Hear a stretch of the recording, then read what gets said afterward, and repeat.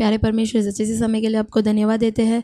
जैसे हम देखते हैं, मनुष्य केवल रोटी से नहीं, आपके मुख से निकलने वाले हर एक वचनों से जीवित रहता है। उसी प्रकार परमेश्वर, इस वचनों से हमें जीवित कीजिए। इस पूरा समय को आपके हाथों में समर्पण करते हैं, आप हमें चलाइए। यीशु मसीह के नाम से मांगते पिता, आमीन। उत्पत्ति 18वां अध्याय। इब्राहिम ममरे के बांज वृक्षों के बीच कड़ी धूप के समय तंबू के द्वार पर बैठा हुआ था। तब यहोवा ने उसे दर्शन दिया। उसने आंख उठाकर दृष्टि की तो क्या देखा कि 3 पुरुष उसके सामने खड़े हैं। जब उसने उन्हें देखा तब वह उनसे भेंट करने के लिए तंबू के द्वार से दौड़ा और भूमि पर गिरकर दंडवत की और कहने लगा, हे प्रभु, यदि मुझ पर तेरी अनुग्रह की दृष्टि है तो मैं विनती करता हूँ कि अपने दास के पास से चले न जाना। मैं थोड़ा सा जल लाता हूँ और आप अपने पाँव धोकर इस वृक्ष के नीचे विश्राम करें। फिर मैं एक टुकड़ा रोटी ले आऊँ और उससे आप अपने अपने जीव को तृप्त करें। तब उसके पश्चात आगे बढ़े, क्योंकि आप अपने दास के पास इसीलिए पधारे हैं। उन्होंने कहा, जैसा तू कहता है वैसा ही कर। तब इब्राहिम तुरंत तंबू में सारा के पास गया और कहा, 3 सहा मैदा जल्दी से गूंद और फुलके बना। फिर इब्राहिम गाय बैल के झुंड में दौड़ा और एक कोमल और अच्छा बछड़ा लेकर अपने सेवक को दिया और उसने जल्दी से उसे पकाया। तब उसने दूध और दही और बछड़े का मांस जो उसने पकवाया था लेकर उनके आगे परोस दिया और आप वृक्ष तले उनके पास खड़ा रहा और वे खाने लगे। उन्होंने उससे पूछा, तेरी पत्नी सारा कहाँ है? उसने कहा, वह तो तंबू में है। उसने कहा, मैं वसंत ऋतु में निश्चय तेरे पास फिर आऊँगा और तेरी पत्नी सारा के एक पुत्र उत्पन्न होगा। सारा तंबू के द्वार पर जो इब्राहिम के पीछे था सुन रही थी। इब्राहिम और सारा दोनों बहुत बूढ़े थे और सारा का मासिक धर्म बंद हो गया था। इसलिए सारा मन में हंस कर कहने लगी, मैं तो बूढ़ी हूँ और मेरा पति भी बूढ़ा है, तो क्या मुझे यह सुख होगा? तब यहोवा ने इब्राहिम से कहा, सारा यह कहकर क्यों हंसी कि क्या मेरे जो इतनी बूढ़ी हो गई हूँ सचमुच एक पुत्र उत्पन्न होगा? क्या यहोवा के लिए कोई काम कठिन है? नियत समय में अर्थात वसंत ऋतु में मैं तेरे पास फिर आऊँगा और सारा के पुत्र उत्पन्न होगा। तब सारा डर के मारे यह कहकर मुकर गई, मैं नहीं हंसी। उसने कहा, नहीं, तू हंसी तो थी। फिर वे पुरुष वहाँ से चले और सदोम की ओर दृष्टि की और इब्राहिम उन्हें विदा करने के लिए उनके संग संग चला। तब यहोवा ने कहा, यह जो मैं करता हूँ उसे क्या इब्राहिम से छिपा रखूँ?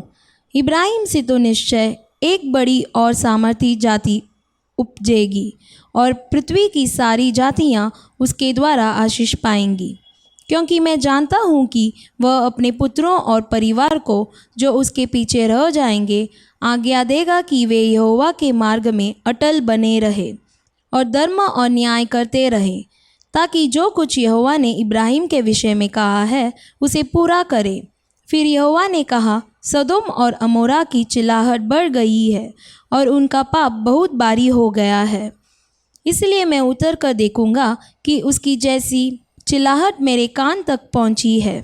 उन्होंने ठीक वैसा ही काम किया है कि नहीं, और न किया हो तो मैं उसे जान लूँगा। तब वे पुरुष वहाँ से मुड़ के सदोम की ओर जाने लगे, पर इब्राहिम यहोवा के आगे खड़ा रह गया। तब इब्राहिम उसके समीप जाकर कहने लगा, क्या तू सचमुच दुष्ट के संग धर्मी का भी नाश करेगा? कदाचित उस नगर में 50 धर्मी हो तो क्या तू सचमुच उस स्थान को नष्ट करेगा और उन 50 धर्मियों के कारण जो उसमें हो न छोड़ेगा? इस प्रकार का काम करना तुझसे दूर रहे कि दुष्ट के संग धर्मी को भी मार डाले और धर्मी और दुष्ट दोनों की एक ही दशा हो। यह तुझसे दूर रहे। क्या सारी पृथ्वी का न्यायी न्याय न करे?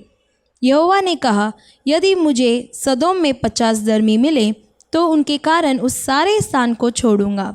फिर इब्राहिम ने कहा, हे प्रभु सुन, मैं तो मिट्टी और राख हूँ, तो भी मैंने इतनी डिटाई की कि तुझसे बातें करूँ।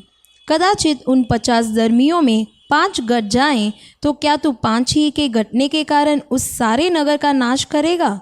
उसने कहा, यदि मुझे उसमें 45 भी मिले तो भी उसका नाश न करूँगा। फिर उसने उससे यह भी कहा, कदाचित वहाँ 40 मिले। उसने कहा, तो मैं 40 के कारण भी ऐसा न करूँगा। फिर उसने कहा, हे प्रभु, क्रोध न कर, तो मैं कुछ और कहूँ। कदाचित वहाँ 30 मिले। उसने कहा, यदि मुझे वहाँ 30 भी मिले तो भी ऐसा न करूँगा। फिर उसने कहा, हे प्रभु सुन, मैंने इतनी डिटाई तो की है कि तुझसे बातें करूं। कदाचित उसमें 20 मिले। उसने कहा, मैं 20 के कारण भी उसका नाश न करूंगा। फिर उसने कहा, हे प्रभु, क्रोध न कर, मैं एक ही बार और कहूँगा। कदाचित उसमें 10 मिले। उसने कहा, तो मैं 10 के कारण भी उसका नाश न करूँगा। जब यहोवा इब्राहिम से बातें कर चुका तब चला गया और इब्राहिम अपने घर को लौट गया। आमीन। मत्ती 7वां अध्याय। दोष मत लगाओ कि तुम पर भी दोष न लगाया जाए, क्योंकि जिस प्रकार तुम दोष लगाते हो उसी प्रकार तुम पर भी दोष लगाया जाएगा, और जिस नाप से तुम नापते हो उसी नाप से तुम्हारे लिए भी नापा जाएगा। तू क्यों अपने भाई की आंख के तिनके को देखता है और अपनी आंख का लट्टा तुझे नहीं सूझता? जब तेरी ही आंख में लट्टा है तो तू अपने भाई से कैसे कह सकता है, ला मैं तेरी आंख से तिनका निकाल दूं? हे कपटी, पहले अपनी आंख में से लट्टा निकाल ले, तब तू अपने भाई की आंख का तिनका भली भांति देखकर निकाल सकेगा। पवित्र वस्तु कुत्तों को न दो और अपने मोती सूअरों के आगे मत डालो, ऐसा न हो कि वे उन्हें पाँवों तले रौंदे और पलटकर तुमको फाड़ डाले। मांगो तो तुम्हें दिया जाएगा, ढूंढो तो तुम पाओगे, खटखटाओ तो तुम्हारे लिए खोला जाएगा। क्योंकि जो कोई मांगता है उसे मिलता है, और जो ढूंढता है वह पाता है, और जो खटखटाता है उसके लिए खोला जाएगा।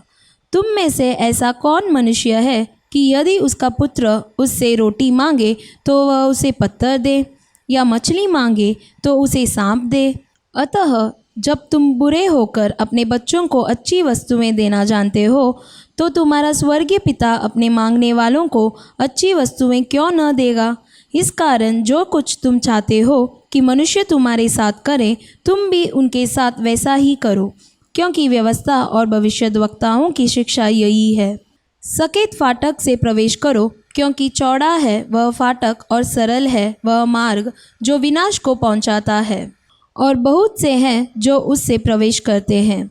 क्योंकि सकेत है वह फाटक और कठिन है वह मार्ग जो जीवन को पहुंचाता है, और थोड़े हैं जो उसे पाते हैं। झूठे भविष्यद्वक्ताओं से सावधान रहो, जो भेड़ों के बेस में तुम्हारे पास आते हैं, परंतु अंतर में वे फाड़ने वाले भेड़िए हैं। उनके फलों से तुम उन्हें पहचान लोगे। क्या लोग झाड़ियों से अंगूर या ऊंट कटारों से अंजीर तोड़ते हैं? इसी प्रकार हर एक अच्छा पेड़ अच्छा फल लाता है, और निकम्मा पेड़ बुरा फल लाता है। अच्छा पेड़ बुरा फल नहीं ला सकता, और न निकम्मा पेड़ अच्छा फल ला सकता है। जो पेड़ अच्छा फल नहीं लाता वह काटा और आग में डाला जाता है। इस प्रकार उनके फलों से तुम उन्हें पहचान लोगे। जो मुझसे हे प्रभु कहता है, उनमें से हर एक स्वर्ग के राज्य में प्रवेश न करेगा, परंतु वही जो मेरे स्वर्गीय पिता की इच्छा पर चलता है। उस दिन बहुत से लोग मुझसे कहेंगे, हे प्रभु, क्या हमने तेरे नाम से भविष्यवाणी नहीं की, और तेरे नाम से दुष्टात्माओं को नहीं निकाला, और तेरे नाम से बहुत से आश्चर्य कर्म नहीं किए? तब मैं उनसे खुलकर कह दूंगा, मैंने तुमको कभी नहीं जाना। हे कुकर्म करने वालों, मेरे पास से चले जाओ। इसलिए जो कोई मेरी ये बातें सुनकर उन्हें मानता है, वह उस बुद्धिमान मनुष्य के समान ठहरेगा जिसने अपना घर चट्टान पर बनाया, और मेंह बरसा और बाढ़ें आई और आंधियाँ चली और उस घर से टकराई। फिर भी वह नहीं गिरा, क्योंकि उसकी नींव चट्टान पर डाली गई थी। परंतु जो कोई मेरी ये बातें सुनता है और उन पर नहीं चलता, वह उस निर्बुद्धि मनुष्य के समान ठहरेगा जिसने अपना घर बालू पर बनाया, और मेंह बरसा और बाढ़ें आई और आंधियाँ चली और उस घर से टकराई और वह गिर कर सत्यानाश हो गया। जब यीशु ये बातें कह चुका तो ऐसा हुआ कि भीड़ उसके उपदेश से चकित हुई, क्योंकि वह उनके शास्त्रियों के समान नहीं परंतु अधिकारी के समान उन्हें उपदेश देता था। आमीन। नीति वचन 7वां अध्याय। हे मेरे पुत्र, मेरी बातों को माना कर और मेरी आज्ञाओं को अपने मन में रख छोड़। मेरी आज्ञाओं को मान, इससे तू जीवित रहेगा, और मेरी शिक्षा को अपनी आँख की पुतली जान। उनको अपनी उंगलियों में बांध और अपने हृदय की पटिया पर लिख ले। बुद्धि से कह, तू मेरी बहन है, और समझ को अपनी सातिन बना। तब तू पराई स्त्री से बचेगा जो चिकनी चुपड़ी बातें बोलती है। मैंने एक दिन अपने घर की खिड़की से अर्थात अपने झरोखे से झांका, तब मैंने बोले लोगों में से एक निर्बुद्धि जवान को देखा। वह उस स्त्री के घर के कोने के पास की सड़क पर चला जाता था और उसने उसके घर का मार्ग लिया। उस समय दिन ढल गया और संध्याकाल आ गया था, वरन रात का घोर अंधकार छा गया था। और देखो, उससे एक स्त्री मिली जिसका वेश वेश्या का सा था, और वह बड़ी धूर्त थी। वह शांति रहित और चंचल थी और अपने घर में न ठहरती थी। कभी वह सड़क में, कभी चौक में पाई जाती थी, और एक एक कोने पर वह बाट जोती थी। तब उसने उस जवान को पकड़कर चूमा और निर्लज्जता की चेष्टा करके उससे कहा, मुझे मेल बलि चढ़ाने थे और मैंने अपनी मन्नतें आज ही पूरी की है। इस कारण मैं तुझसे भेंट करने को निकली। मैं तेरे दर्शन की खोजी थी और अभी पाया है। मैंने अपने पलंग की बिछौने पर मिस्र के बेल बूटे वाले कपड़े बिछाए हैं। मैंने अपने बिछौने पर गंधरस, अगर और दालचीनी छिड़की है। इसलिए अब चल, हम प्रेम से भोर तक जी बहलाते रहे। हम परस्पर की प्रीति से आनंदित रहें, क्योंकि मेरा पति घर में नहीं है, वह दूर देश को चला गया है। वह चांदी की तैली ले गया है और पूर्णमासी से लौट आएगा।